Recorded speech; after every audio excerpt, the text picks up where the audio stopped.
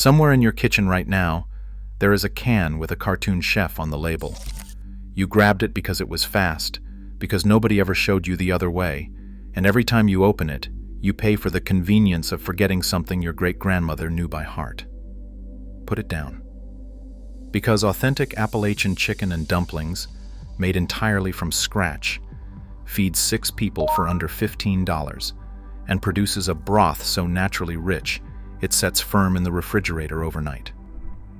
Ronnie Lundy, the James Beard award-winning food writer whose book Victuals: An Appalachian Journey put this cuisine back on the national map in 2016, describes this dish as the distilled logic of mountain cooking: nothing wasted, nothing added that does not belong. The food industry replaced this with a shelf-stable substitute in the 1950s.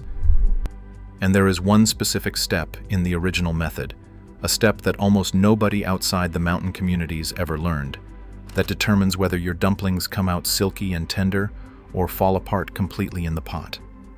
That step is coming. First, you need to understand what was taken from you and why. Here is what this actually costs a family today. A can of Campbell's condensed chicken and dumpling soup runs roughly $2.20 at a major U.S. grocer as of early 2025, and you need 2 cans for a family of 4. Add a rotisserie chicken at $7 to $9, a tube of refrigerated biscuit dough at $4, and you are already at $15 to $17 before a single pot hits a burner. The result carries over 800 milligrams of sodium per serving, hydrogenated oils, sodium acid pyrophosphate, mono and diglycerides. Those are not ingredients. They are industrial stabilizers with no place in food. The difference is what you eat. The difference is what you pay. The difference is what your body actually receives from a meal engineered in a laboratory to survive 2 years on a shelf versus one built to carry a family through a mountain winter on the cheapest parts of a bird. The communities that kept this knowledge intact were not preserving it as a cultural curiosity. They kept it because it worked. Appalachian families across Kentucky, Tennessee, West Virginia, and Western Virginia prepared chicken and dumplings as a convalescent food, a cold weather staple, and a church dinner anchor for generations, served alongside soup beans and cornbread as the backbone of the mountain table. The Scots-Irish settler families who moved through the Ridge and Valley corridor brought lard-based dumplings with them from Northern English and Scottish peasant cooking traditions, then adapted the technique to what they had: a whole bird, a pot, water, flour, and rendered fat. The technique survived in documented form.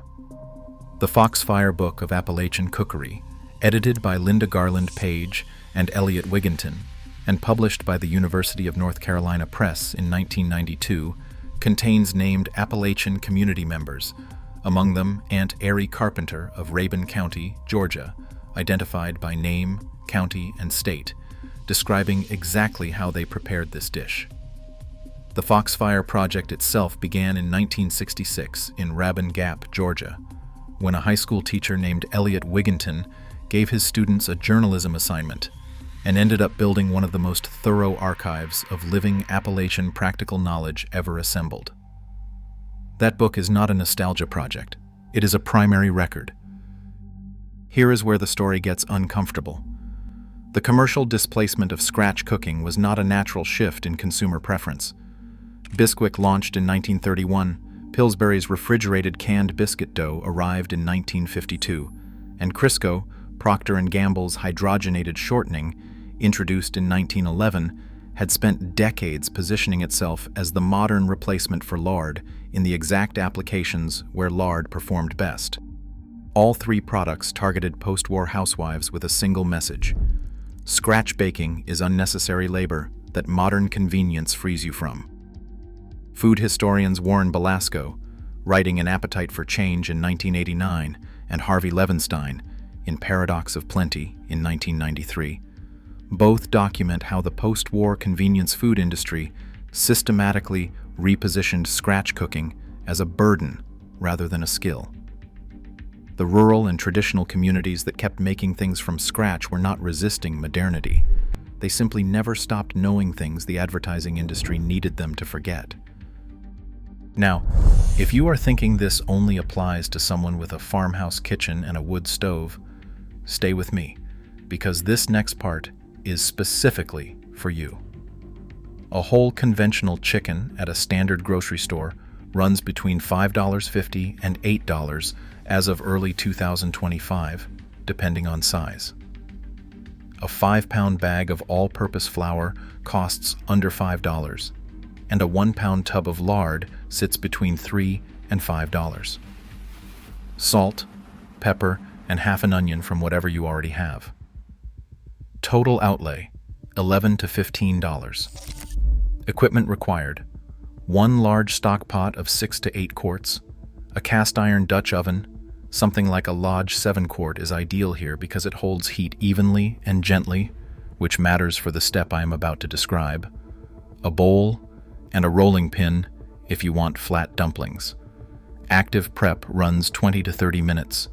The chicken then simmers unattended for 2 hours, and the whole thing is a weekend afternoon rather than a culinary project.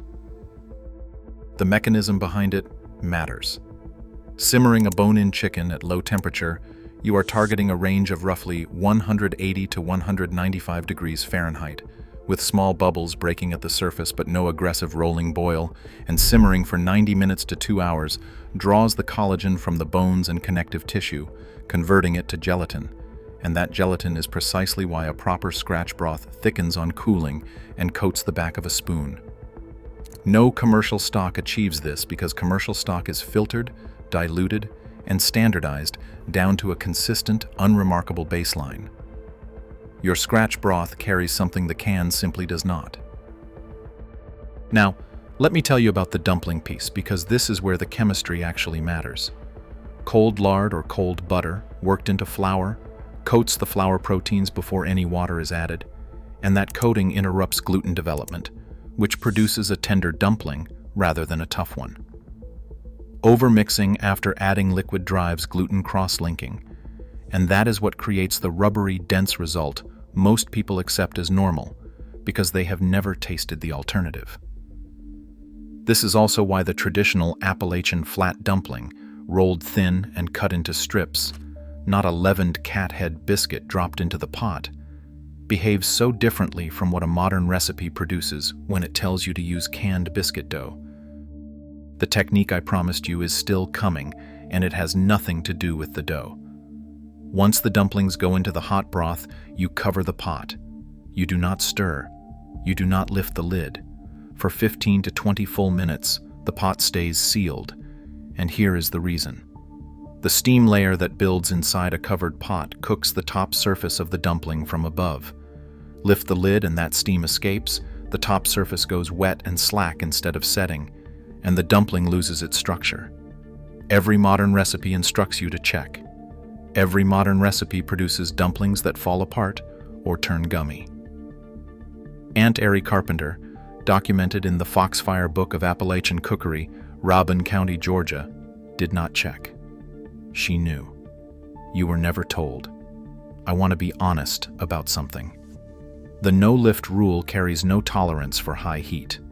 A full rolling boil breaks flat dumplings apart, regardless of whether the lid stays on. So the correct temperature is a gentle simmer, small bubbles at the edges, and no movement at the center. On a gas stove that runs hot, use the smallest burner at its lowest setting. The mainstream counter-argument holds that canned biscuits produce equivalent results with less effort, but that argument confuses two structurally different things. Biscuit dough is leavened, a traditional Appalachian dumpling is not, and they behave differently in liquid for exactly that reason. The texture difference is not a matter of preference, it is a matter of structure.